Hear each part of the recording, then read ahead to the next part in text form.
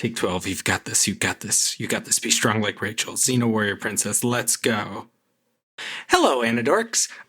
Welcome to the end of 2024. This is our last episode of the year. We're so excited to share it with you. It's a mailbag episode. We had so much fun reading your emails. We are taking the next 2 weeks at least off. We're going to not release on Christmas and New Year's, and we're going to resume releasing again in the first 2 weeks of January, just to give us some time to build up some Book 7 episodes and get some momentum rolling. There's always a bit of a wobble there in January.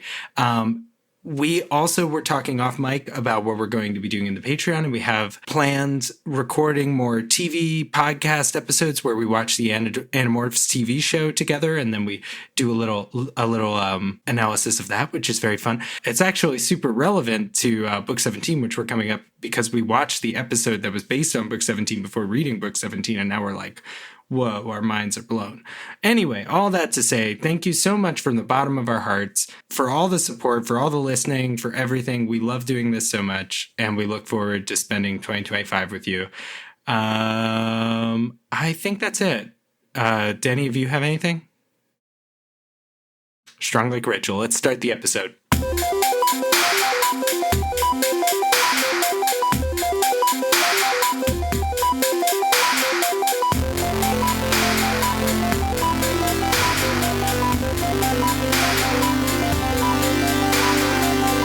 These may be kids' books, but we discuss dark themes and mature content. There may also be some explicit language. Listener discretion is advised.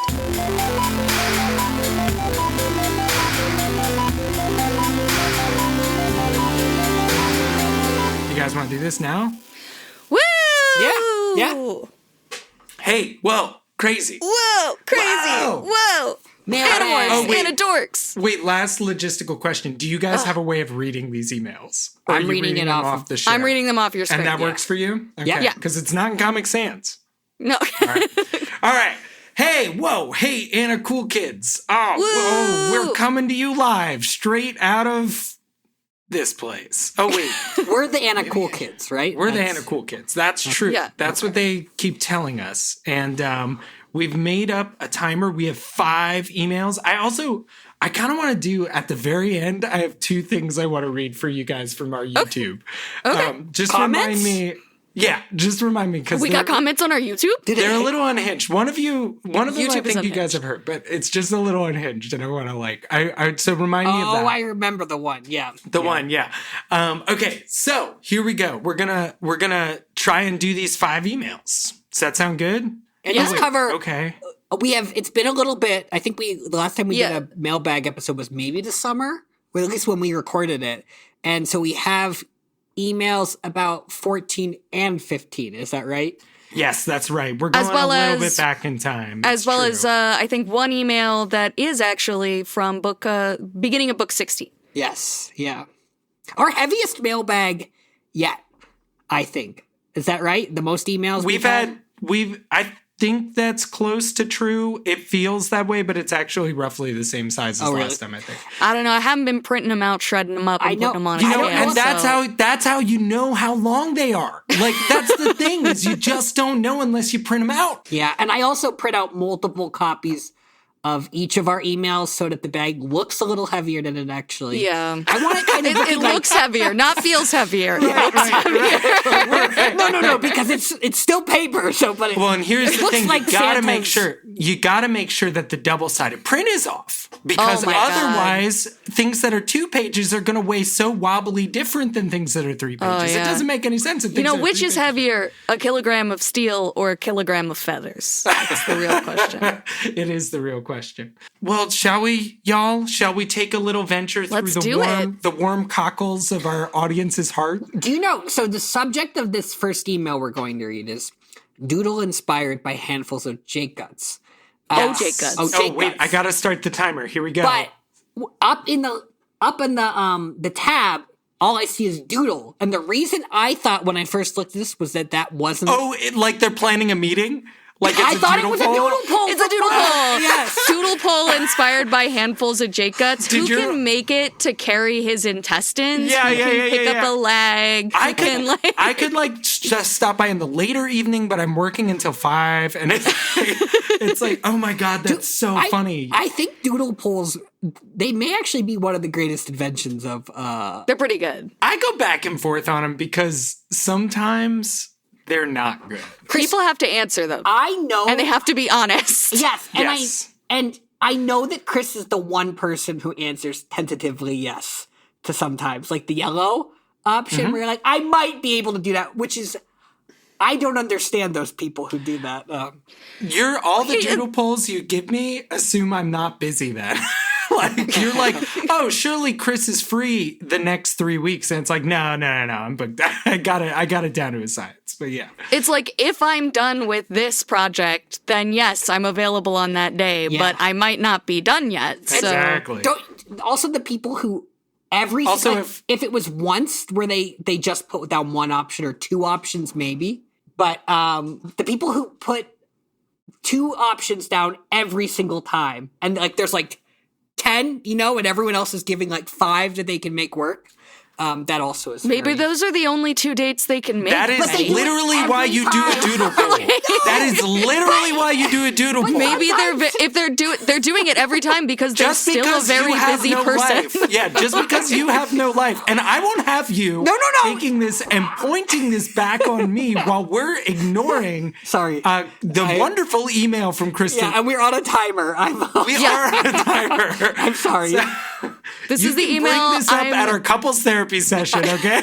Oh God, thank God, I won't be there. venting about doodle polls for some reason.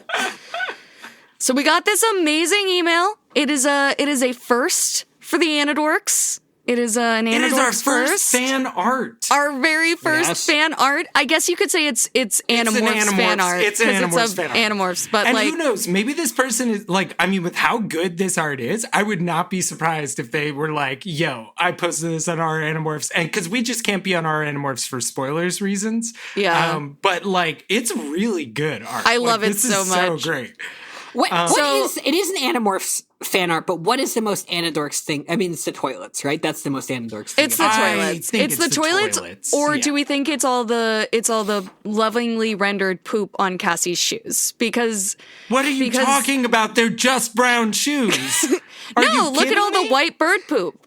Yeah. No. Are you Yes. just, Okay, wait, did well, we... Let's read That's the email. Crazy. Yes. Let's read the email. Okay, that's crazy because I was waiting. I had saved the email to read with my Oh, Anidorks kids. okay. I'm sorry, I didn't. Let's read I the will email. never list attention to details on your LinkedIn as one of your skills. I'm never going to upvote that. Why are you making Chris's LinkedIn for them? I make their dating profiles. I make their... That's like actually a mental assertion. That is like seriously wild that you would say I'm not detail oriented. But let's Chris- continue. Chris is very oriented to specific kinds of details that other people usually miss, but then there are certain types of details that they're not as read into. the email because All I right, wanted to let's go. react to it fresh because I'm a fucking artist. Kristen. Subject: Doodle inspired by handfuls o' Jake guts. We're O' doing Jake's great, guts. you guys. Handfuls o' Jake's guts. I can speak. Yeah. Hi. I just kept thinking how funny it would be to walk into a bathroom and see all the Animorphs doing weird shit under the stall doors. I couldn't decide specifically what kind of shoes Jake and Marco would wear, but I was certain about adding the bird poop to Cassie's boots since the authors always love to make a point about how covered in feces she is. Love Now- your show.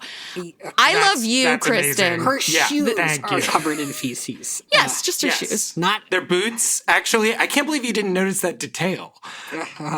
It's so wonderful because I had said about this, I was like, I want an image of their little feet under the stalls, and so I'm so thrilled.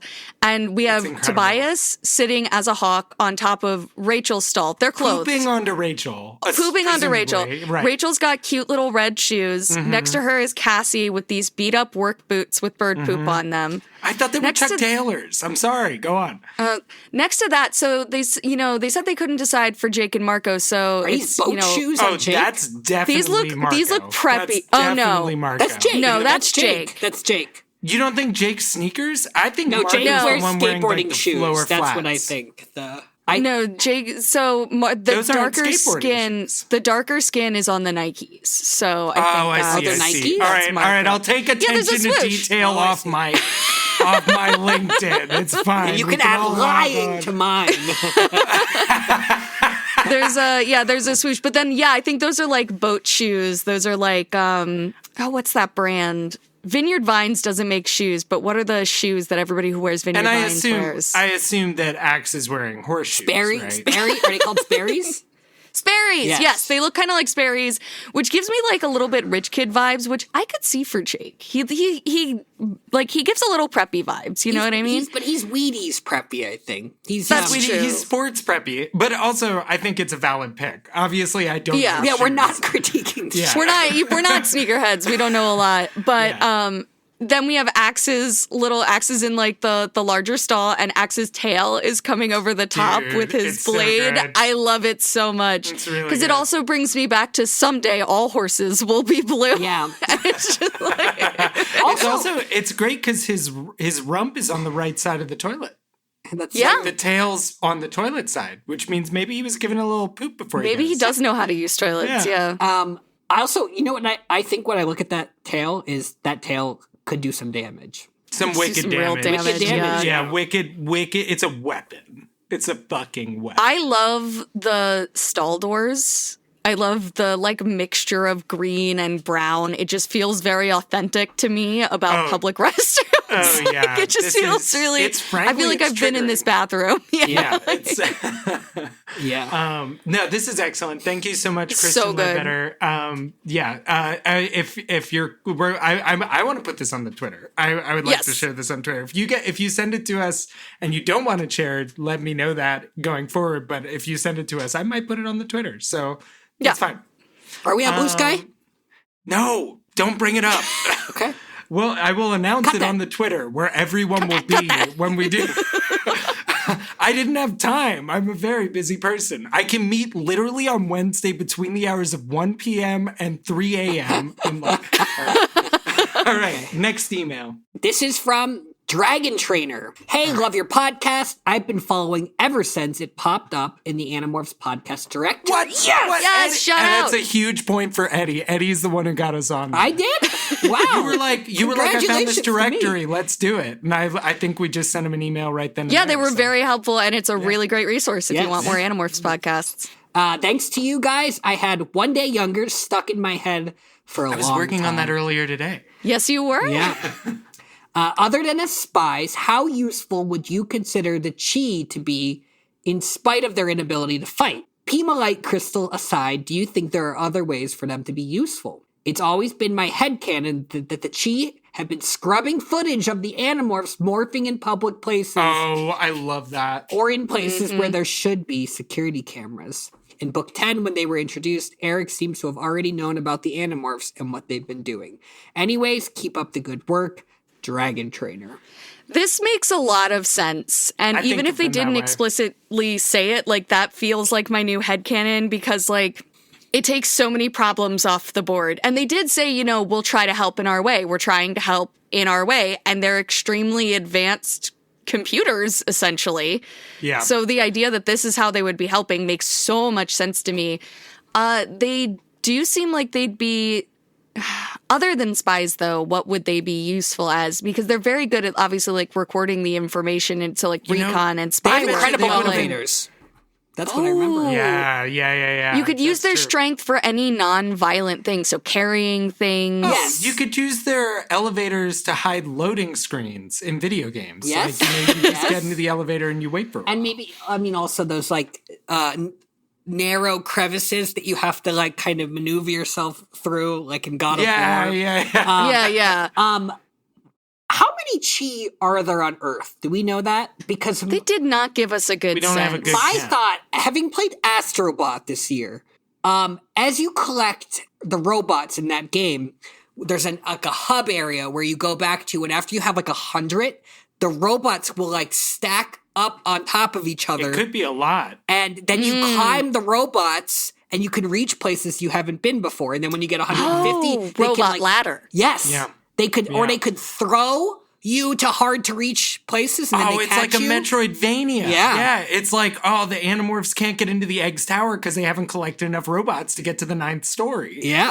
Oh, yeah. One person. I also think the idea of throwing you not being And inherently catching you. violent. Yeah, I like that as like a, sometimes, I don't think they've ever done it in the movies, but Hulk, they've never been in the same movie. Hulk throws Wolverine a lot in the comics. Yeah, and it's like, Rachel's like, I'm going to get into bear morph and I just want you to launch me. Like, what I mean? Because throwing a bear is easy to do. But they're If you incredibly have strong. enough They're chi. super strong. Oh, that's true. That's the thing, that she could do it and it's not inherently violent. So check this out. So it doesn't break the rules. So check this out, though. Do we think Cassie will get to a level where she can morph so fluidly that she could morph a tiny little bun, and then like Marco and Gorilla could like throw her like a baseball, and she could then turn into a whale. And be like a whale torpedo? Yes. Ooh, I like this. I think this is a really good idea. Yeah. Could they dig holes? They could dig holes. Yeah, They'd be they great could. for setting up bases. The Animorphs don't have any secret bases at all.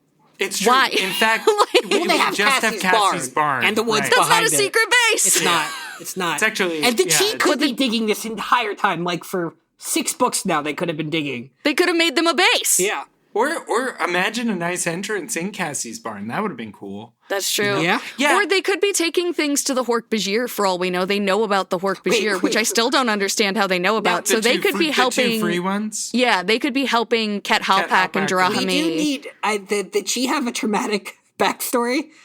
We do need to make sure that we would have to put a sheet out on a clip on a cork board, and they would have to sign up for this. Like we would really need Chi Never force them. volunteer. Yeah, because I am coming up with a lot of things that it would be useful for them to do, but they have to want to do those things. Yeah. Are you talking about how they like happily accidentally built the pyramids? Yes, Is that what you're exactly. referencing right now? And I Because don't they want to were just repeat happy that. to help. They're just happy to do it. Oh, I mean, if you want the rocks Would like you that, we can kindly do build that. me another pyramid? I do love that it, sure like- thing.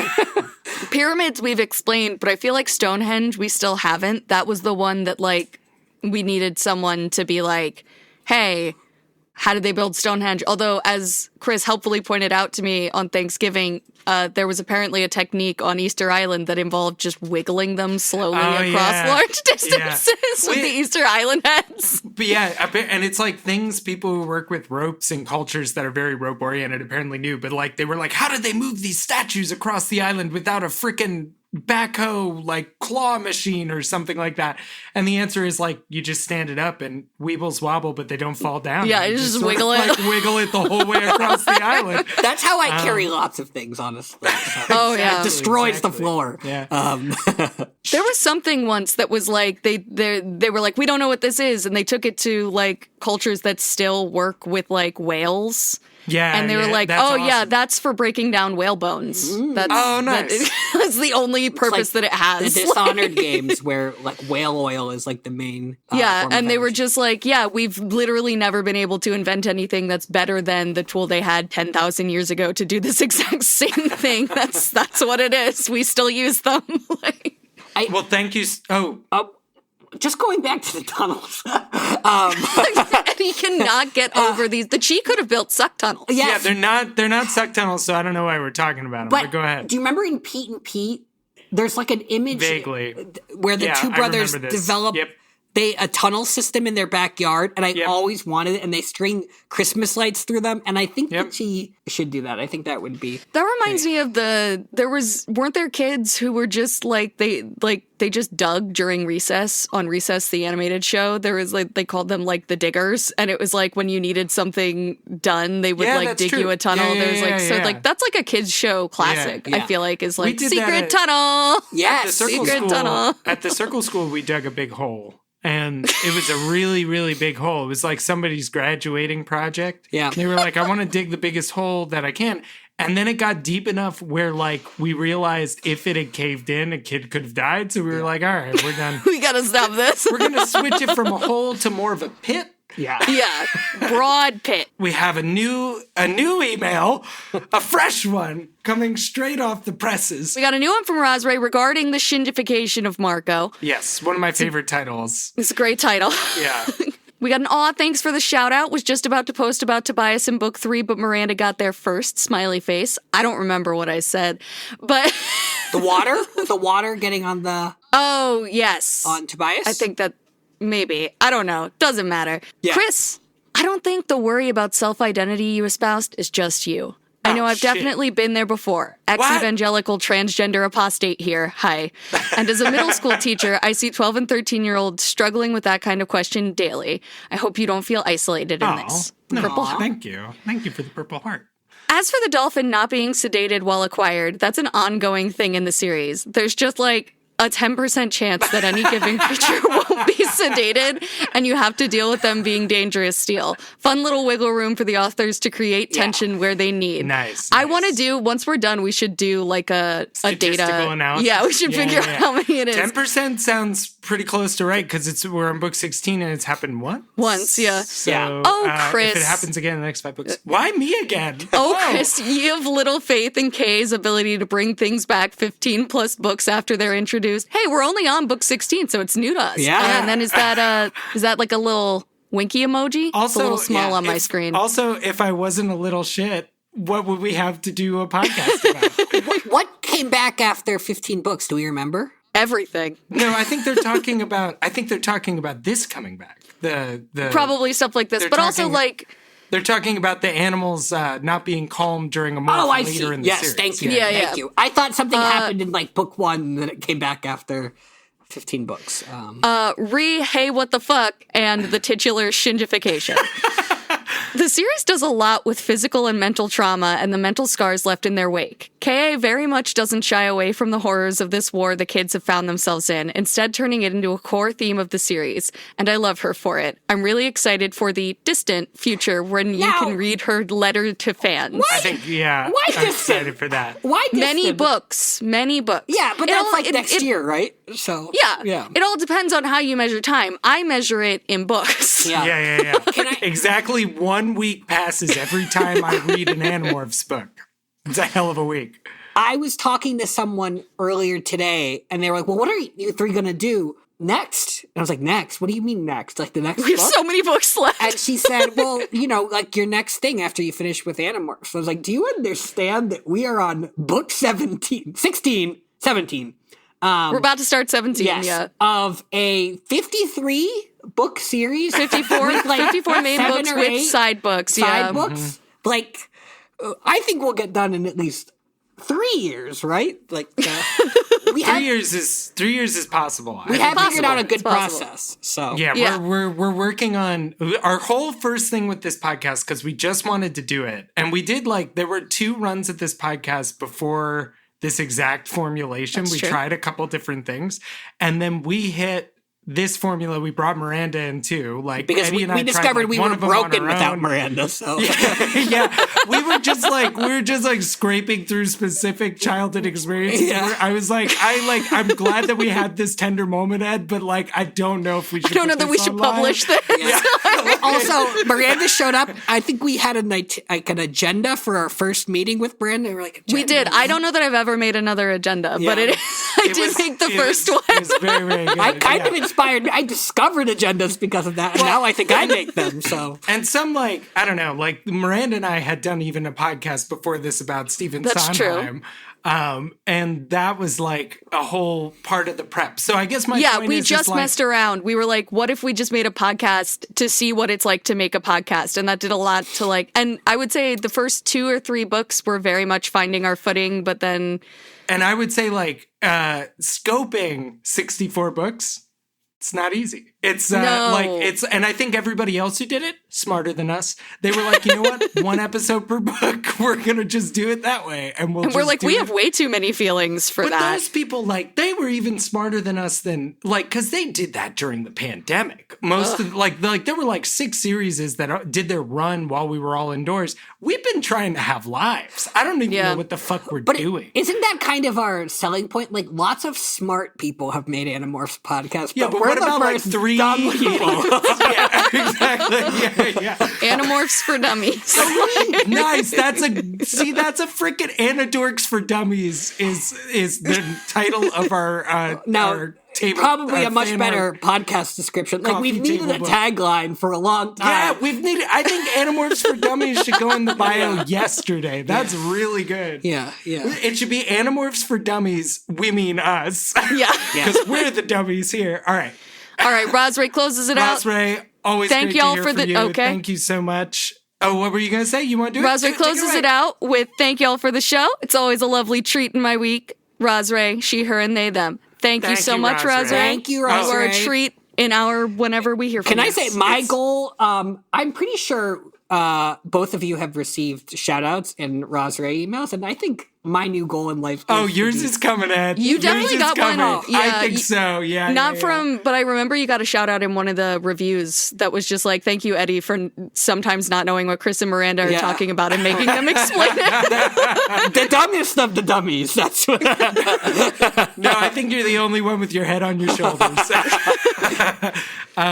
So our next email is from Mr. Baguette Morph, which we've had an email from Mr. Baguette Morph before. They were the ones who put a fire under our ass to actually finish One Day Younger. Yeah. I have a little blip of it, and if people want to hear where we're at with it, I will make a little blip of the 2 verses that I have with the harmony. I'll just put that on the Patreon. I'll do that like yesterday.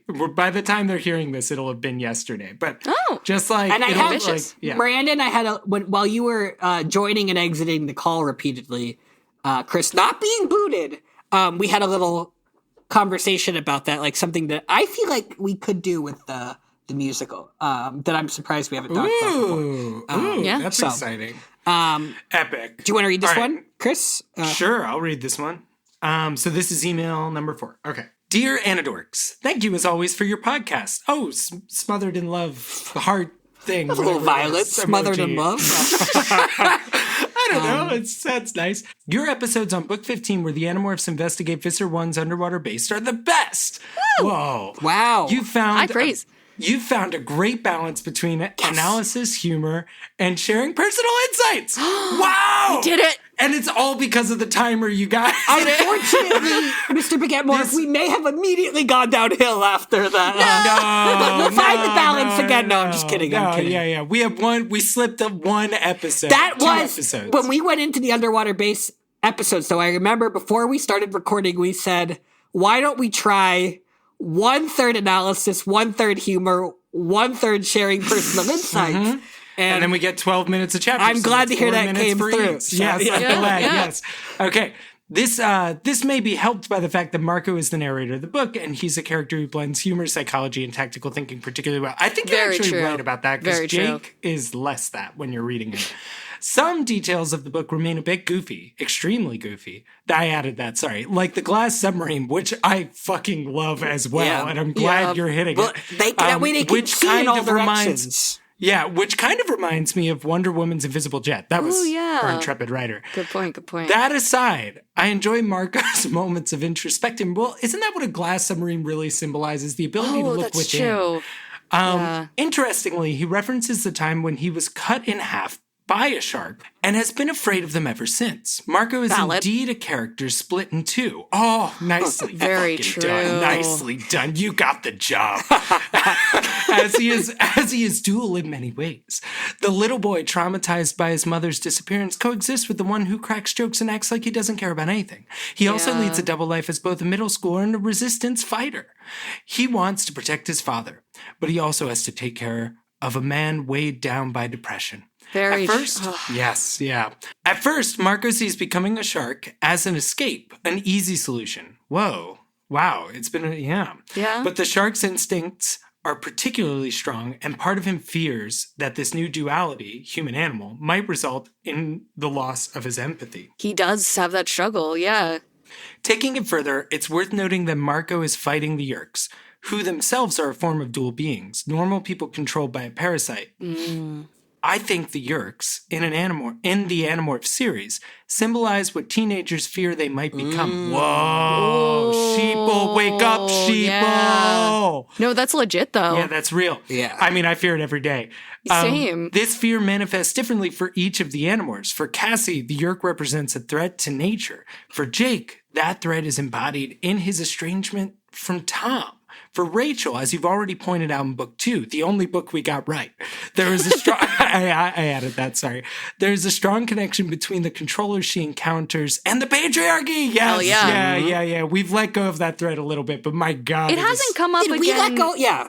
I think Rachel let go of it a little bit. We talked about it. That's why I don't have faith in K8. We talked about it a bit though in book 12 about book 12 being a book where it's a delightfully femme book. And like girls are allowed to feel that way. Yeah, I was just kidding. So, yeah. Oh, we have a Rachel book next. So. Yeah, I'm really excited. Yeah. Okay, so where was I? For Marco, who hopes he will always stay the same no matter what, the Yeerk symbolizes a loss of control, the slipping of one's personality into something you don't want to be. Yeerks are what oh man, you're making me emotional. Yeerks are what Marco might become if he doesn't open up to the others, prisoners of a mask, suffering in silence. Maybe Marco could benefit from revealing his inner feelings. Like a cute little glass submarine. Yeah, submarine. God, beautiful. Yo, dude, keep up the great work. No, I should say that to you, Mr. Exactly. Baguette. You keep up the great work, Mr. Baguette Morph. Also, I had not read the whole email when I said that thing about the glass submarine. I was just riffing. Did you read the title? Because the title is a poem. Oh no! Do it. You read it. Cheese is green. Axe is blue. The Visser is mean. His plans fall through. Very cute. I'm so sorry I missed the subject line. That was excellent. Could the Chi, during their volunteer hours... Oh my God. Could they build a glass submarine? We talked about a secret base, but we don't have a secret form of transportation yet. That's true. And what's more sneaky than a glass submarine? So. You know what? I think what's more sneaky than a glass submarine? A glass blimp. Your blimp. No. Airship. No. Too high up off the ground would be very scary every time you look down. They can morph birds. You would see the fire too, wouldn't you? I think the Chi could. Also, it wouldn't have fire. It would just work. I just thought about what would happen if, like, a hydrogen-powered blimp made of glass exploded. So they have not. It's a great weapon. They have not made dirigibles full of hydrogen for a very long time. I know. Why? Because of 9/11. Because of 1911. That's true. There's never been a Titanic of the skies, Chris. Oh, the travesty of it. It's like one of the... I remember... Oh, my God. I'll try and make this 1/3 of what I'm about to say. But I remember watching a Computer Chronicles episode where they reviewed the Encarta Encyclopedia, and that was the clip that the salesman pulled up, was the guy saying, "Oh, the humanity." And I'm like, oh my God. And it was like a grainy 100 by 100 pixel thing, like on an old like PC. Like, oh my God, like I don't know why. There's no great photos of the Titanic sinking. There are incredible photos of the Hindenburg going down. Did you just say you don't know why nobody knew it was going to happen? I know. Would it have killed someone to pull out a cell phone? It was in the middle of the ocean. Okay. How did James Cameron? I am upset that there aren't better photos of the Titanic sinking. That's fair. That's why we have James Cameron's movie. But he did a very faithful reconstruction based on people's tales. If you could go back 1 second, Chris, there's one more thing I wanted to... That's okay. Talking about the Marco talking about wanting to stay who he is no matter what, and the Yeerk symbolizing a loss of control, I actually hadn't quite thought about it that way for Marco, and I do wonder if that is why Marco resonates as much as he does with me, because I am a person who's like very fearful of loss of control. Yeah.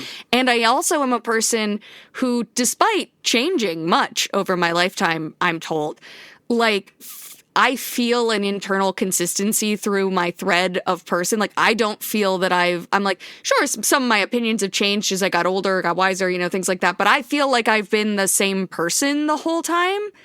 And it was definitely a fear of mine.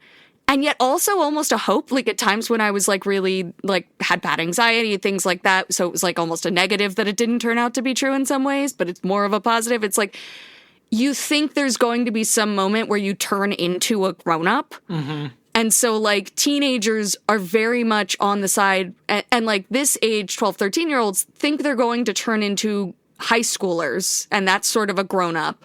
And then you become a high schooler and you realize you're not a grown-up yet. And you're like, oh, when I go to college, I'm going to become a grown-up. And then you don't really become a grown-up. And then you're like, oh, I'll get a job and then I'll be a grown-up. And then you don't really become a grown-up. And then you try to flush Drano down the toilet and you find out you're still not a grown-up. I'll say this to add to your point. I think like what's really funny is I remember as a kid having this confidence that I have not had as an adult. Mm-hmm. And like as a kid, I had this confidence that adults didn't know what they were talking about for some fucking reason. I was just like very You did have that. Like you were right though. People would say things that like, and it could be I'm not saying anything about what my metric was to decide that those, but adults would come up and they could be really religious, and we were raised in a religious household. Right. And so it's like, am I supposed to walk back what I understand to be true? And we were a very like STEM household and all that crap. Yeah. It doesn't matter, not to speak ill of anybody's beliefs, but the point is there was differing information out there. All of this is to say, at some point in my 20s, I started to hope that there were adults out there. Yeah. Only for when I finally got my big kid job. Yeah. And sold out so hard and put the Yeerk in my ear. When that finally happened, I'm like, oh my God.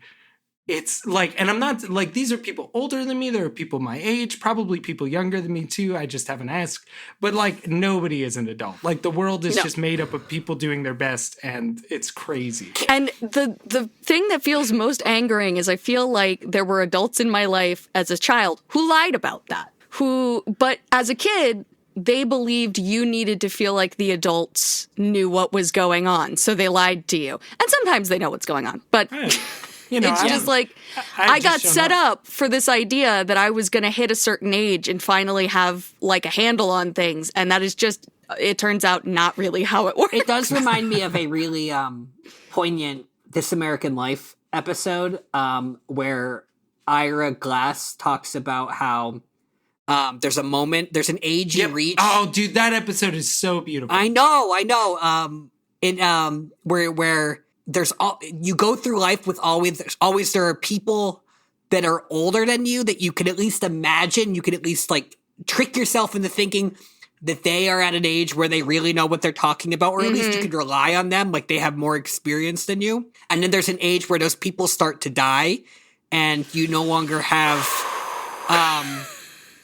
and he's talking about his friend, Chris, jump in if I'm remembering this wrong. His older friend, who's like, I think like 15, 20 years older than him, maybe. Yeah. And she dies, and he's at that, now he doesn't have any of those people to turn, and he kind of has to be that for himself. That for other people. For himself and for other himself. people. Yeah. Oh, yeah. He also did say, one of the things that I liked about that, just a little flavor he put on it, was he was like, I do feel like an adult. I do feel like I've been around and I know the things, and things about me won't be changing. And I was like, that's kind of cool to hear on the radio. Yeah. It's NPR, so nothing's that cool. Right. But it's like, it's like, I have one more thing with this, with email.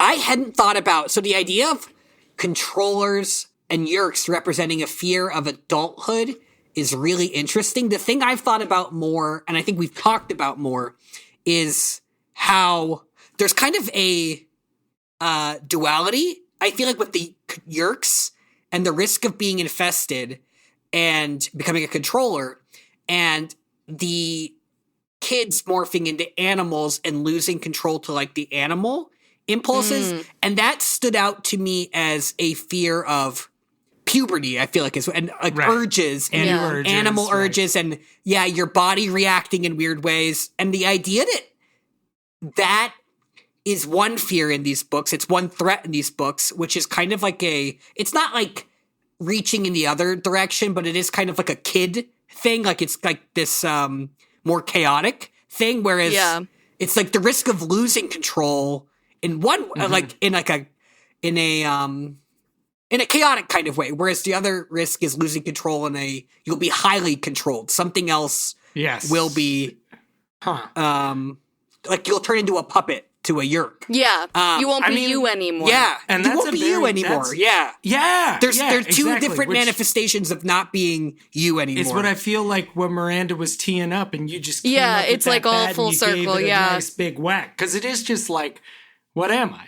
Like, what am I, when I'm in this thing, what am I afraid of becoming? And would I recognize myself or even relate to my earlier self? Yeah. And the answer for like a person like, I know plenty of people who are like, I don't relate to that younger person. And it's like, that's great. I do. That's unthinkable for me. I have like a consistent internal narrative through my life, and I think it's positive in some ways, negative in other ways. Like, I feel like I've never closed the book on a phase of my life, and in some ways that has like maybe held me back, but in other ways that has allowed me to stay open to things that I enjoyed and loved when I was younger and finding ways to bring them into my life as I had to do more grown-up things. I say with a bunch of like plushies and anime shit behind me. Hell yeah. You got to. It's sort of what happens for Jake with Tom is sort of echoing something that happens to kids with their older siblings, or like, I don't know who this person is anymore. Why is Tom different?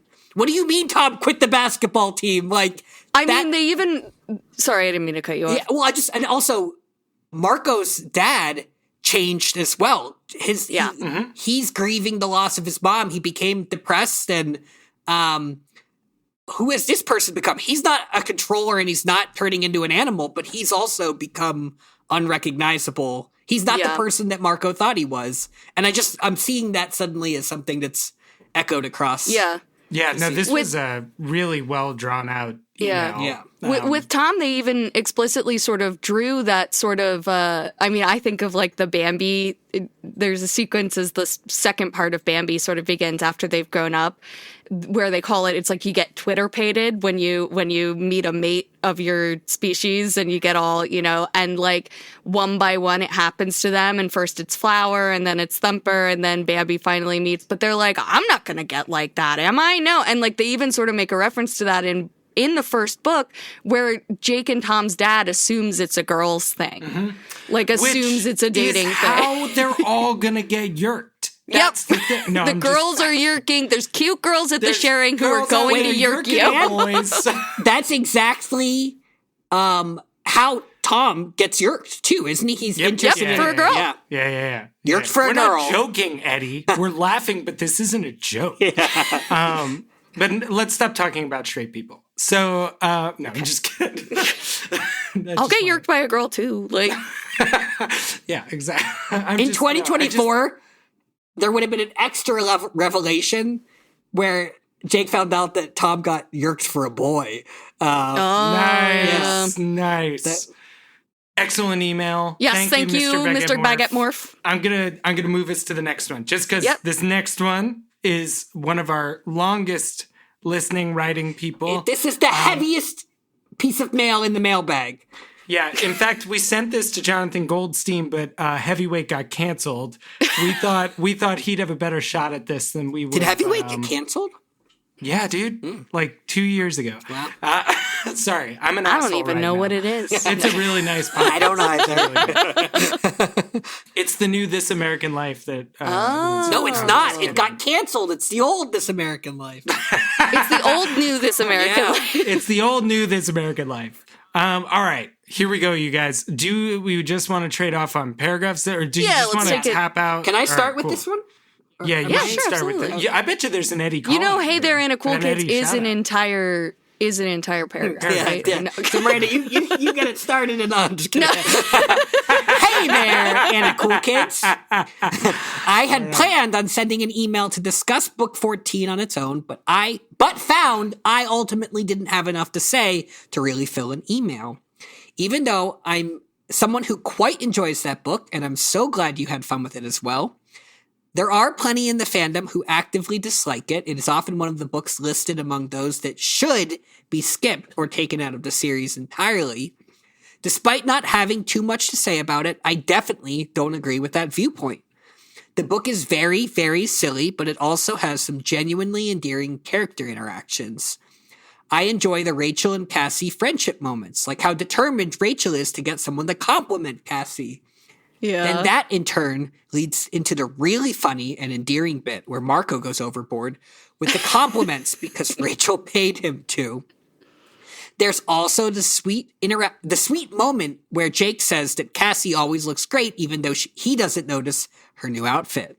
Not to mention that adorable interaction with Cassie's parents where they embarrass her a little and talk about how they have a really cool kid. I loved that book. Okay, I'll go next.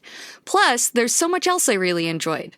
I'll never forget Someday All Horses Will Be Blue, or our queen, Crazy Helen. People clown on it for being the, quote, Andalite toilet book, end quote, and it's certainly clowning around on its own. But there's something about that premise that feels strangely real to me in a way that makes it funnier. One of the jokes that Visser 3 has, outside of the joke that Visser 3 has no idea this thing he's desperately trying to find is just a toilet, the fact that the US government is doing all this for the sake of an alien toilet is even more funny.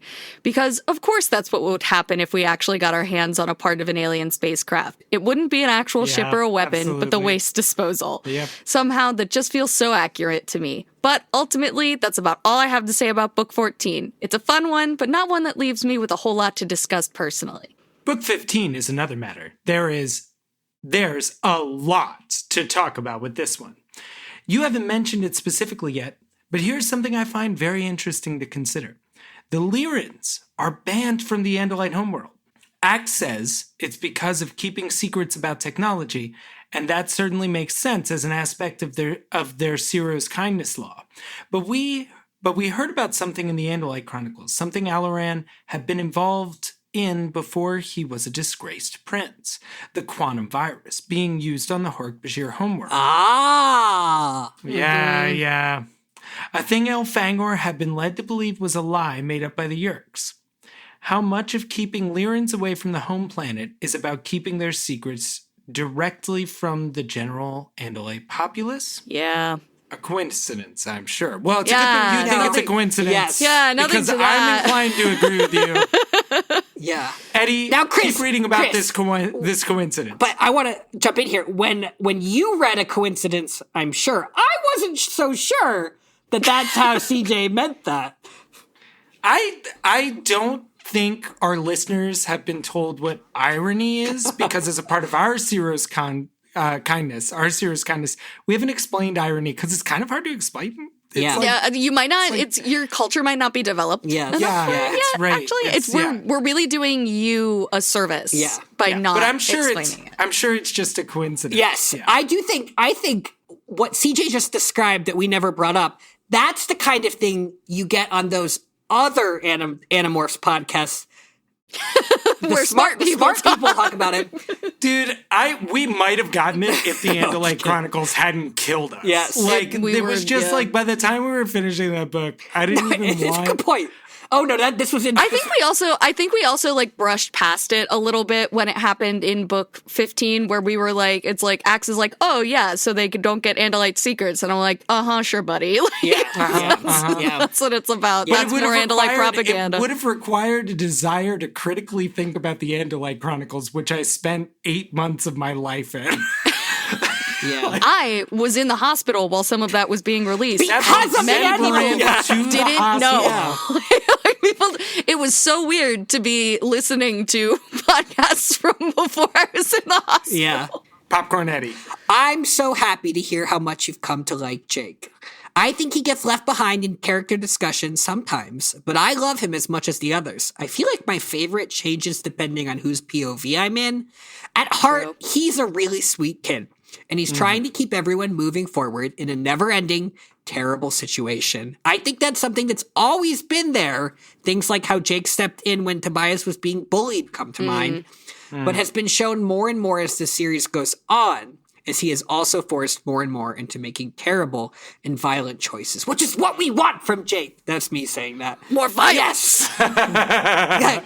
On that note, I'm excited for book 16. I like that one as an exploration of Jake's character. Me too. Also, I think his inherent kindness is something that adds to the relationship he and Cassie have, and something they both like in each other, even if Jake doesn't understand emotions on the same level as Cassie. Very true. It's actually kind of impressive that he has as much of a drive to be kind as he does when he doesn't really think about other people's emotions as much as Cassie does. It's just sort of what he's inclined to do. Yeah. All right, moving on. During the discussion between Jake and Marco on the roller coaster, you guys wondered if kids reading it at the time thought that the characters had changed, despite Marco's need to believe otherwise.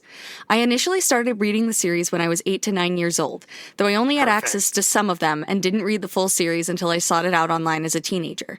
But I reread the ones I had quite a few times, and while later reading it as an adult is an entirely different experience I really appreciate, and I certainly pick up on far more, I picked up on a lot of it back then too.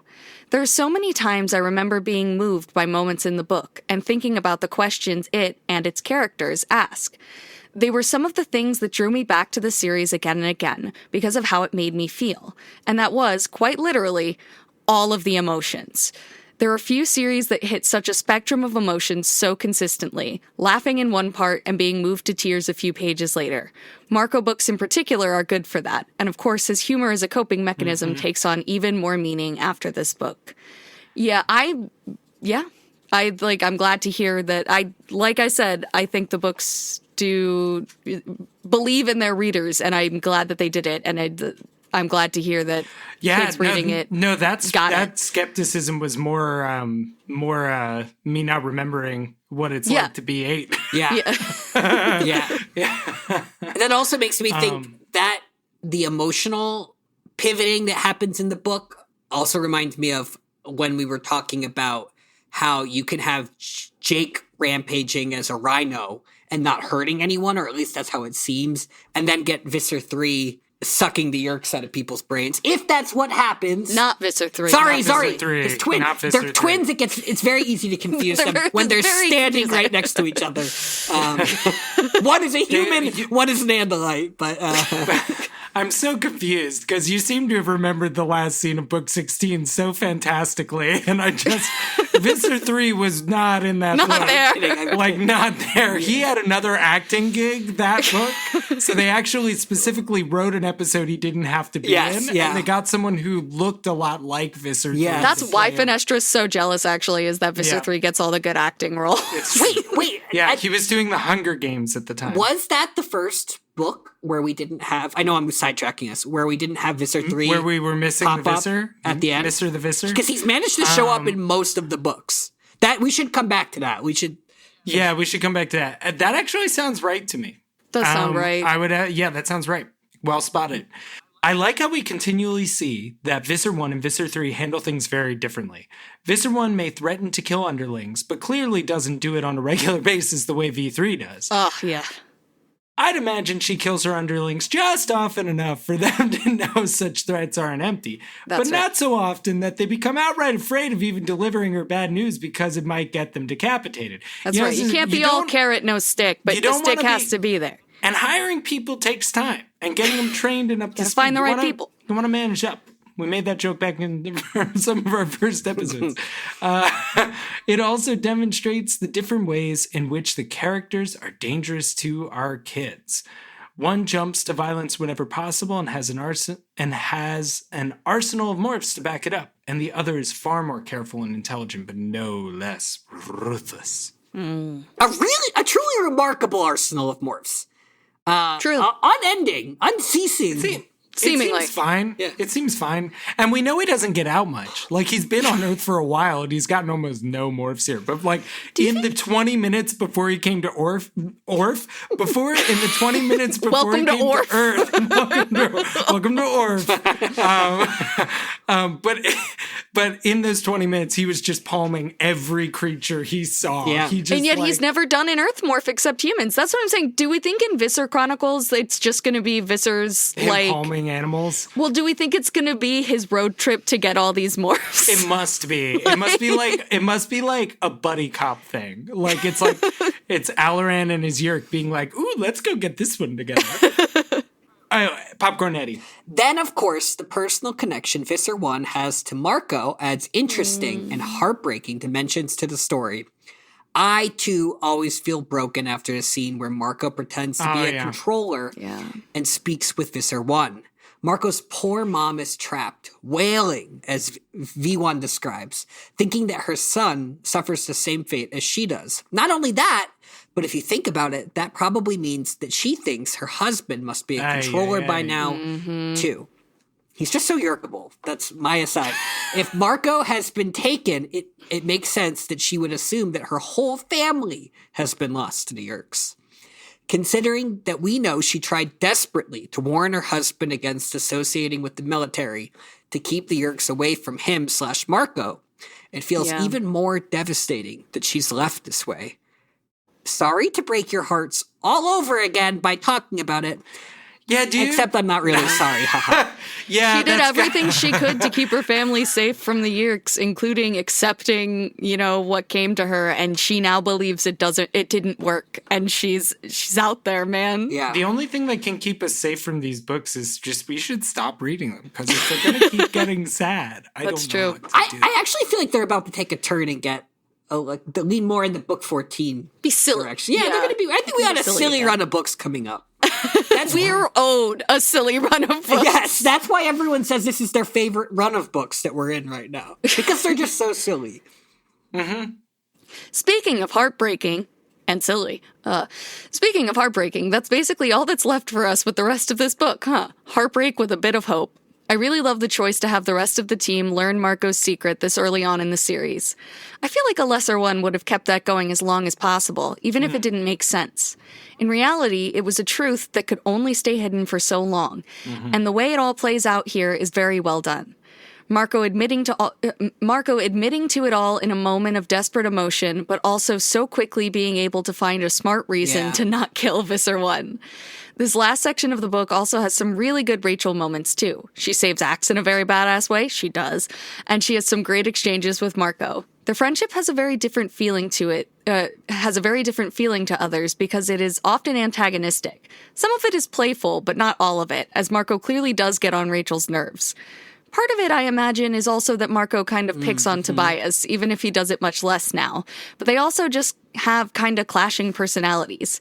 At the same time, there have been a lot of really moving interactions between them, and already their bond feels stronger than it did at the start of the series, and that feels true for all the characters. Yeah, watching the bonds grow between the characters has been a really fun part of the series, and the fact that they're showing it between all of them, and that it's a lot of show don't tell. Like, they don't just show us hard conversations, they show us little bits in not their books. Like, we get a really cute Marco Rachel interaction in book 16 that is like showing us how it's evolving through someone else's eyes, which is like a really cool way to watch relationships grow and change. Is it Popcorn Chris? Yes, I think so. It's Popcorn Chris. I already talked about one specific moment between Jake and Marco, but their friendship is really a core part of this book, too. I love how many times Jake checks in on Marco, that he tries to get Marco to sit the mission out, that he lets Marco go to make his own choice when Rachel is going to kill Visser 1. Their friendship has been very sweet in other books, but this is one where you really feel it more than before. On that note, though, I wanted to point out something interesting about Marco's POV on Jake. Marco is really quite perceptive, something you guys all talked about. But when Jake tells him to do what's right, Marco has a rather interesting thought. He thinks that Jake is someone who always knows what's right, or thinks he does. And well, all you have to do is open Jake's last book to know that's patently untrue. In fact, a lot of the last Jake book was about him dealing with the fact that the others can't know how many doubts he has, and how unsure of himself he is. Everything he experienced there confirmed to him that was true. And here we see even Marco, as well as he knows Jake, and is perceptive, and as perceptive as he is, as this impression of him. It's very interesting and a little sad knowing what Jake's internal struggles have been. Yeah. And even though he isn't getting the emotional support he needs, he keeps trying to offer it to Marco. Ugh, these kids, I swear. It's like they're going to kill me with their emotions, or they're trying to kill me with their emotions. I know. Yeah. Where do they find these kids? Yeah. I feel that even more after reading this most recent book of Book 16. Yeah. I think that this series is doing a really good job playing with the different perspectives and how the characters feel about each other and how they think they're being perceived and how how they perceive the others, and then we get to see it from the other perspectives. I think it's really fun. I did like, is book 15 the one with that weird, awkward conversation by the tree before they go do the thing? Yeah. I love that scene. Yeah. that was just like the layers, like, hey, with the tree being Visser 3. We talked about that. Yes, exactly. Visser 3 and tree morph. That's because right. why did they mention that tree at all? It's just incredible. But it is just also like, that's like also a part of being, I don't know, like in a group all the time, which is a thing I associate with being a child. It's like, I'm here with this group and I need to pull my friend aside to have a heart-to-heart. So we go stand by this sad little tree. Yeah. The sad tree to talk about our sad thoughts, right? Yeah. That's thematically I feel like appropriate. Visser 3 is an audience stand-in too, because he shows up for the spying and to hear their exciting plans, but he stays for the drama. Right, because he didn't do anything. He could have killed one of them right then and there, but he's also he's rooting invested for in their these arcs. kids. Yeah. He's rooting for these kids. Yes. Yeah. Rooting. Because he's a tree. Yes, exactly. See, when you Very said it the good. second time, I thought that's what you wanted. I thought you wanted someone to be like... That is now what I knew that is what I never knew I needed. Instead. A few other small details I like. It's me, right? Yes. I believe. A few other small details I like. Marco notes that hearing Tobias actually speak is now more unfamiliar than him using thought speech. Interesting. The books have been good at noting how his morphing ability is still... we've had orphing and morphing, or whatever I just said. The books have been good at noting how his morphing ability is still a new change and something they are all getting used to. And of course, it continues to emphasize that Tobias's human body no longer represents his true self fully. Yeah, I love that. I don't have as much to say about it, but I do also like the Axe and Marco interactions we get here. They work well together and get on the same page quite easily, especially when it comes to smart planning. We also see the first time, as far as I can remember, of Marco expressing serious concern for Axe's welfare. He shouts in fear to warn Axe of an attack, and then jumps in with Rachel to defend him when Visser 3 gains the upper hand. Like with Rachel, it's interesting to see their relationship having evolved in this way, especially because Marco was initially quite wary around Axe. That's true. I had almost sort of forgotten that seems like so long ago. Yeah. But that is true. And he kept making jokes that kind of implied that for quite a while. There's like, alien boy this, and, like, how much can we trust him and stuff like that. Well, it's just because Axe is so confusingly pretty to all the other so kids. distractingly, almost disturbingly pretty. And it comes up in all their books. It's very progressive. Yeah. We've spent a lot less time, and maybe I have spent a lot less time shipping We've slowed down on shipping all the children. Yeah, that's usually for the best. Yes. They need to take breaks when they're on long car rides. So if you're going to ship them by ground, you have to make sure to let them out to go to the bathroom. Not to mention, and you got to put a little stick and twig with a leaf in there. Drill holes in the drill holes in the side, right? But they can't be in the box when you drill the holes. That's a really bad thing if you do that. But it is something you have to learn by making a mistake. Eddie, I think we all have bad days. I'm not pointing fingers at you. Okay? It's just a little I poke. would if I had any fingers left to point, but you drilled them all. Drilled them all out of me, yeah. Like a little spinny poke.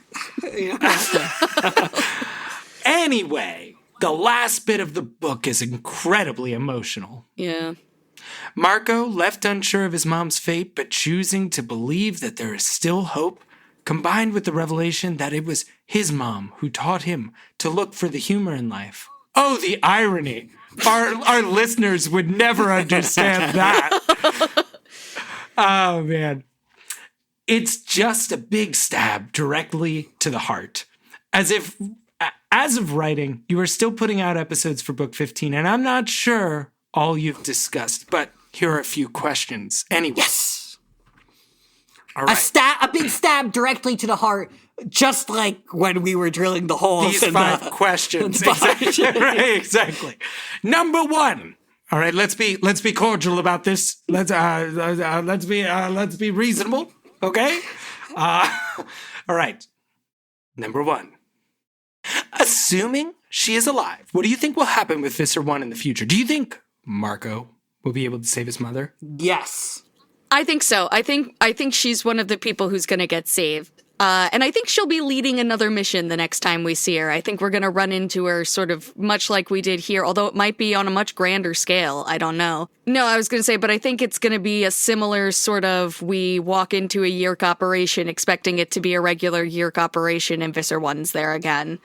So I have like what I would like for this, which would, and I know this isn't what's going to happen because it's part of Marco's arc to find Marco's arc, part of Marco's arc, to find his mother and to save his mother. But I also think it would be really interesting if she somehow gets freed tangentially and they got like reunited on the same side of the resistance.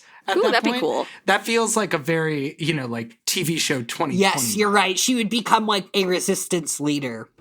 Or something, which I wouldn't like. I want the kids to be leading the revolution. Yeah, I agree. I don't think it would be. I think she's just going to bring the snacks. Would she get Princess Leia buns on her head? she's to block the Yeerks. Yes! Oh my God, it's the one way to keep the Yeerks out is to wear Beats by Dre. Yeah. That's the only way because the subwoofing basses, it disturbs them. All these AirPod kids, like, they're never going to get Yeerked. If we had in-ear headphones. The emissions from the Blu-ray alone would be enough to sterilize your ear canal. I have never felt so old as at Thanksgiving with Santiago's cousins around. I was like, I mean, they just don't take the AirPods out. They just walk around with them in their ears. And I was like, oh my God, I sound really old right now. But that's probably just teenagers in general. That's also adults. I think I did it. No, when I had like a walking CD player and stuff, or even once my phone could play music and I had plug-in headphones, I wore them all the time and just left at least one in. And I wouldn't always have something playing, but like I had headphones in. Now we know. Have I told you guys about like how I figured out if you wear Apple earbuds with the cord, you're allowed to talk to yourself in public? Yeah. Like that, I literally figured that out, and I started putting earbuds in because I would like people. I would like think I'd be like, oh shoot, and I would say oh shoot out loud, and somebody would be like, what? And a stranger, and I'd be like, oh my God, I'm not cut out for this world. And I'm like, as long as I have the earbuds in, they think I'm on the phone. Yeah. You go, oh shoot, and then you're like, oh, I just have to come up with something. No, go ahead. and then you can stop talking. Exactly. Would you still put the AirPod in your ear after it fell in the Yeerk pool? Do you think you'd be okay with that? Like, As long as it's you not wipe a it toilet. off. As long as it's not a toilet. As long as it's not still wet, like you wipe it off. It's all good. Just to go back to the question quickly, I think of our two Yeerked loved ones, I think Tom's more likely not to get saved, especially because he was freed once and got Yeerked again. I think he's more likely to die. I feel like something about Jake's storyline with Tom feels like he's going to have to make that sacrifice, especially because he's always doing what he can to help other people, like we've already talked about. Whereas I feel like Marco's got to save his mom, right? Like, yeah. But I think there's a chance because of what we saw in book 1 when they tried to free Tom that Tom's going to get to be a martyr. Oh, yeah, I could see that. That, like, there's going to be a last chance moment and he's going to regain control and, like, throw his Yeerk off a cliff or something. Yeah. You know what I mean? Like, and he's a sports boy, and sports boys make such good martyrs because they're just kind of like human rhinos. Like, he could charge a horse. I appreciate your creativity, but I'm realizing this question had nothing to do with Tom. Question number 2. I understand why it got there. I understand as well. I'm also just teasing. Yeah. I'm sorry. Yeah. I know you're dying of pneumonia. I am. I'm dying of pneumonia. Which is a symptom, Chris. I know you keep making that mistake. I'm so sorry that is the first thing I said. Look, when they finally test me and put me on all the various spectrums and lists, it's gonna be obvious that I have no social skills, apparently. I have something to tell you about that later. It's not for the podcast. It's not. No, definitely is not. 2. Question number 2. It's only the second of 4 questions. Question number 2 being after number 1 shall be read before question number 3. Well, and in thus order, we will read it now. Commencing with question number 2, we begin. Starting with the word I. I, meaning self. I. Holy shit! Just read it. Me who turned a question about Visser 1 into a question about time. I'm like, yeah. Tom! What's up with Tom? That's going on the soundboard. Oh my God. I think I asked this earlier on, But now you've read more of the books, I'm curious. What are some of your favorite character relationships so far? I don't mean in a romantic sense, get your heads out of the gutter. I added the gutter part. Though that's fine if you mention it too, but get your heads out of the gutter. But just more generally. So get your heads out of the gutter. I added all the gutter stuff. I think the way the kids all interact differently with each other feels very real. And I very much enjoy each of their relationships. I agree with that. I really like Marco and Jake. Yeah. I really like Tobias and Axe when we do get to see it. Yeah, I feel like it's because they trade off books. It's like Tobias and Rachel makes me uncomfortable. Something about it's very like high school manosphere. I'm not totally manosphere, but it's got some like boy following girl energy. I guess Tobias and Rachel, you said?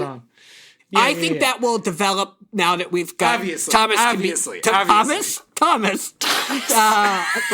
my father.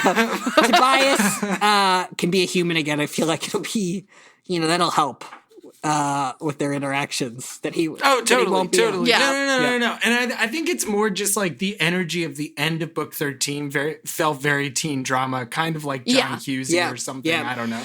Never really I do watched like those movies. When we get Cassie Rachel moments, I tend to like them. Yep. Although it is sometimes a little like, I guess from the outside, it sometimes look like Rachel is pressuring Cassie to be certain ways. But when you get it from the inside, it feels very like she just wants Cassie to be more confident. You know what I mean? And she's trying to help her be confident in the ways that Rachel knows how to feel confident, and they aren't the same as the things for Cassie. So she's not quite, it's not quite lining up perfectly, but it feels very genuine. And I know this friendship. I understand this friendship where you're like, it's also, do it. Like, it'll make you feel amazing. And it's like, I love and respect that you love doing improv, but that does not mean like that I will love doing improv. That's a bad example for me. I hate doing it too. I just thought it might give the podcast more pizzazz if y'all would take a course with me, okay?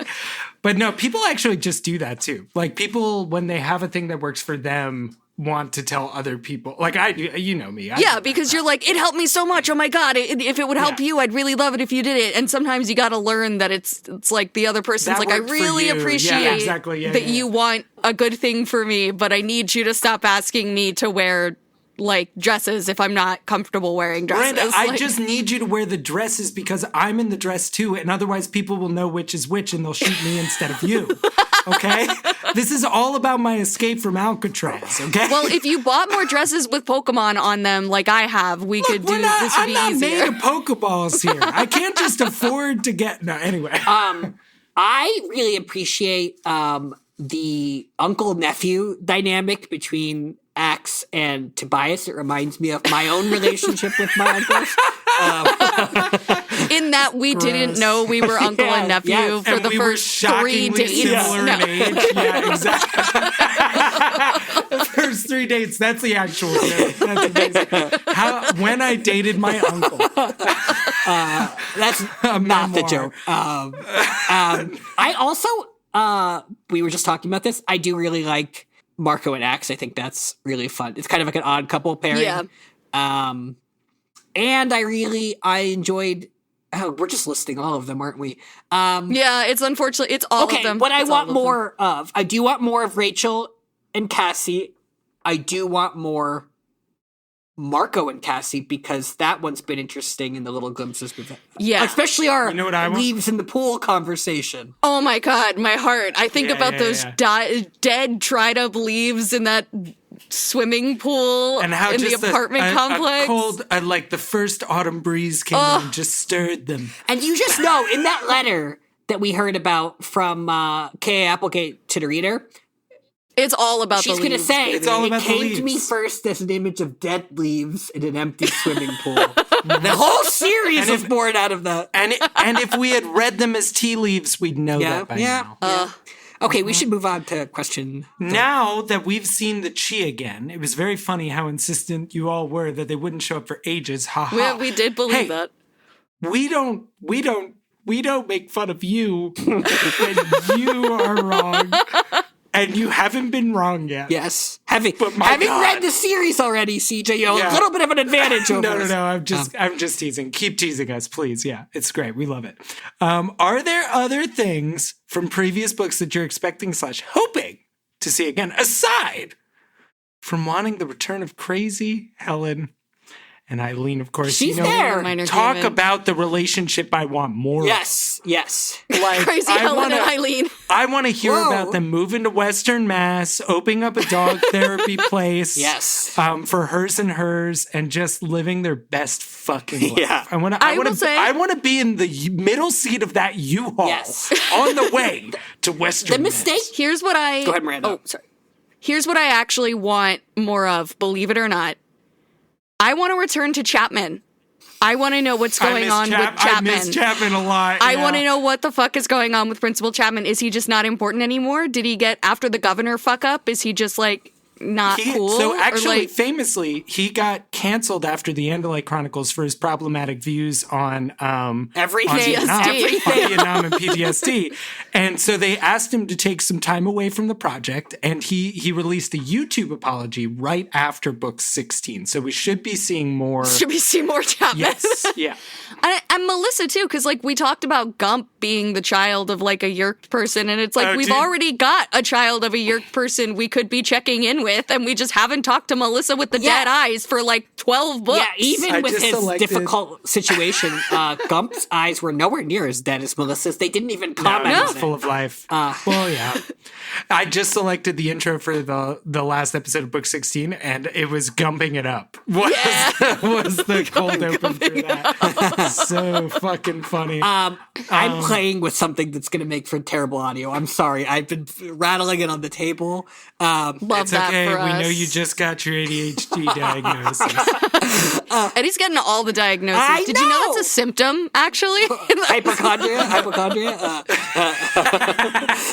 I've also thought I had a brain tumor and a heart attack, so just keep them coming. It's just cosmic. It's me being like living in the fact that you thought I was special in my OCD, and us somehow being like best friends for like ever. Chris, and you being like, yeah, Chris has OCD. I just want one day for you to realize how special you are in your OCD. Thank you. I actually, you know what? I wish you didn't have OCD so I could be special. Anything else you think is coming back, Eddie? Yes. I think I just want to keep seeing. I want more of the. Like, I miss Marco's dad. I want more of the parents.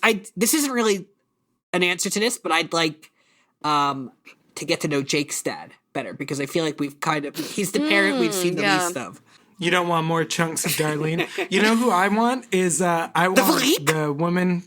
No, the woman who almost burned Rachel down. Yeah, the crazy woman in the woods. Yeah. In Megamorphs. Why? Yeah. Why no more of her? Yes, I know. She has all the secrets in her burnt down basement. Covered in fabric stolen from Limited too. The other thing I just thought of is it's not actually been that long. The Hork-Bajir that we rescued. We haven't, the rescued Hork-Bajir, You know what? They weren't really talkers, so I'm okay with giving them some time. Like, they're raising a kid. They just had a kid. Let's go over when the kid's like 2 Did they have the kid? I thought they just implied they were going to get pregnant. Oh my God, I'm so sorry. But that is like the scene ends and then there's like a frame like Ket Halbeck and Jeremy or whatever the fuck. Like Jarahame had a baby called Kethame and lived happily ever after. I want to know about Hork-Bajir gestation, and they seem reptilian. Do they lay eggs? Do they have live birth? I have questions from a xenobiology standpoint. Just trying to create a spinoff that could threaten the land before time. That's all that was about. That's all that was about. Okay, we haven't read it yet. If you have no, Eddie, you're doing it fucking wrong. If you want to, please, Chris, Eddie, please, Chris, Eddie, I'm so sorry for how right I am right now. But number 4, take it away. If you haven't read it yet, any predictions for book 16? Unfortunately, we have finished recording book 16. We finished recording. Yes, so these will be post-dictions. These will be post-dictions. Yes. Predictions, but post-dictions. What a book. I think Jake it was awesome. Is gonna This is coming out after kill book someone. 16. No. Yes, I know. And we've done predictions for book 17, so... We can just use this as a natural invitation to talk about book 16. We don't have to be book 16 was wild. I really did love it. I didn't have a strong sense of what it was going to be about at all going in. And I think if I had tried to guess, I would not have guessed what we got. Like, it gave us a lot to think about and talk about. I do think it felt... We talked about this in the episode, but I don't think it was... I think book 15 and 14 were so strong back-to-back that I think those were just really high bars. They were both two of my favorite books of the whole series. And 16, I feel like almost met it. It got a little messy in the setup. Like, the setup didn't land quite right. Yeah, but much like fitting a rhino onto a city bus, fitting a rhino into an Animorphs book felt like it was like we did a lot of work really fast at the end to get that rhino in there. And I really loved the book, and I like the themes of the internet and stuff. But Jake, it was leadership. It was very segmented. Yes, I agree. I really loved where we ended up. I really loved where we started. How we got from where we started to where we ended up felt a little messy. 100%. One of the better endings. Yeah. One of the better endings. Oh, for sure. Of like from the second they basically start charging in, like it's one of the best sequences the books have had to date. Yeah. Agreed. Yeah. Yeah. Do you want to charging into the mansion? Close it out, Chris? Yeah, sure. Well, this email has, as usual, gotten very long. Thank you for reading it, and I'm looking forward to hearing the next episode. Thank you, Thank CJ. you for writing everybody. it, CJ. Seriously, I was so excited we got more emails. We got fan art. That blew me. I was smiling all day the day we got that. I mean, technically Animorphs got fan art, but still, now if they were to do a drawing of our feet in the stalls, that would be wild. And me with my big tail coming out of that. So I wanted to just show you guys this real quick because in between all of Eddie's Gamefly emails, please unsubscribe from right, YouTube. Asslicker3000 has subscribed to the YouTube. I'm so sorry to I'm so glad. That's so fucking lit. And we're not like spying on all of you all the time. We swear we have lives. But like sometimes you get an email and it's just really fucking good. And then hold on. I just don't know who used this email for Gamefly. I don't know who did. Hold on. Where did it go? New comment? Okay, so this is Dpod _L. I do not understand what this podcast is. No, I do not understand what is this podcast or what you all are talking about. I'm sorry. And to be fair, this person jumped into the middle of book 15. Yes. That's true. This must have come up in their algorithm and Jesus. Dpod, please write in. I know you're still listening. They are not. But how do you go through life just expecting things to make sense when you jump into the middle? I feel like that was, we have a new... It's like pouring Drano into a toilet. So don't read ahead, Eddie. Yeah. So this next one I'm really excited to share because this harkens all the way back to what was, I believe, our first minisode. Yes. Somebody has found the PowerPoint that Eddie made and they left a comment on it. It is the one video content we put up. We ever made. As a group. It's the one video content. And we'll probably do it again someday. But anyway, from Stories from the Abyss, we have, it's a crime that this doesn't have more views. What an incredible journey. Wow. Yeah. That's so good. That makes me so happy. Yeah. So thank you all for listening as always. Thank you to all of our Patreon people. In the new year, we'll start reading your names if you want. We're not going to do that now because I don't have the list in front of me. And we're also about to have a meeting about how we're going to get our Patreon in shape. Yeah. And all the fun stuff we'll be putting there next year in 2025. It's been a wild year, everybody. It's been a wild year, y'all. We were still in the Andalite Chronicles when we started. And look at how many books we made it through. Yeah. Mm-hmm. Let's never read the Andalite Chronicles on a podcast again. Or let's do it, and let's do it faster. Once a year, I think we should read the Andalite Chronicles. Do you guys know the Paul Blart Must Die or whatever, or what? It's the Paul Blart Mall Cop thing that they do every year. They watch the same. Yeah. It's whatever, blah blah blah. Yeah. We should do that with the Andalite Chronicles, but it takes the whole year. It's basically like a 365 Bible or whatever, where you read one passage. Thank you, everyone. Thank you so much. Thank you to all of our wonderful Anidorks. I feel like we probably faded out by now. Tell a friend. Tell a friend about we're fading back in because I'm saying tell a friend. Also, happy holidays. Stay warm. Play a cool video game. Play Animorphs Shattered Reality like we're going to do on stream in 2025. Or play the Halcyon romance in Baldur's Gate 3 and pretend it's an Animorphs. Jesus. What? Jesus. Get the fuck up there. We're going to give it free time to Baldur's Gate 3, the most popular game of 2024. It was a really popular game. Well, they paid me for advertising, so... You must have gotten that advertising, Yeerk, in your ear. You probably got paid a lot of money.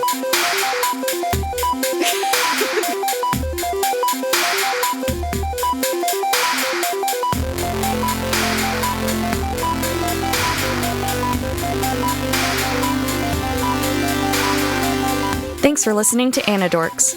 We'll be back soon with lots more to say. Until the Andalites return, or at least until next time. See you soon!